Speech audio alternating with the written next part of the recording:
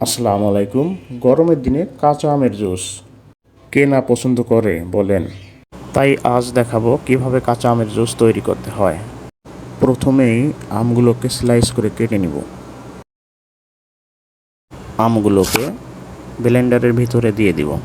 এবারে দিয়ে দিব অল্প কিছু ধনিয়া পাতা। এখন দিয়ে দিচ্ছি 2 চামচ চিনি।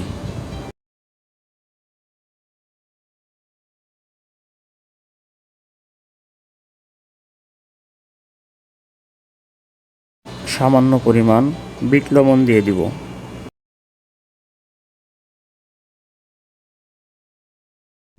এবারে আমরা 6 থেকে 7 টুকরা পরিমাণ বরফ দিয়ে দিব।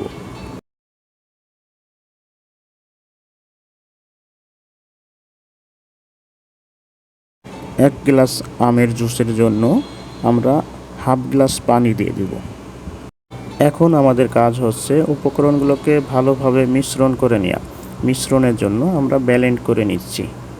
এ ধরনের ভিডিও পাওয়ার জন্য আমার চ্যানেলটি সাবস্ক্রাইব করবেন, লাইক করবেন, কমেন্ট করবেন।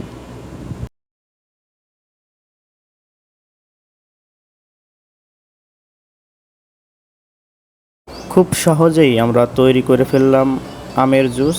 এভাবে আপনারা ঘরে বসেও আমের জুস তৈরি করে খেতে পারেন। এই গরমের দিনে 1 গ্লাস আমের জুস আপনাকে এনার্জেটিক করে তুলবে। তো বন্ধুরা, আজ এ পর্যন্তই। ভালো থাকবেন, সুস্থ থাকবেন। আসসালামু আলাইকুম।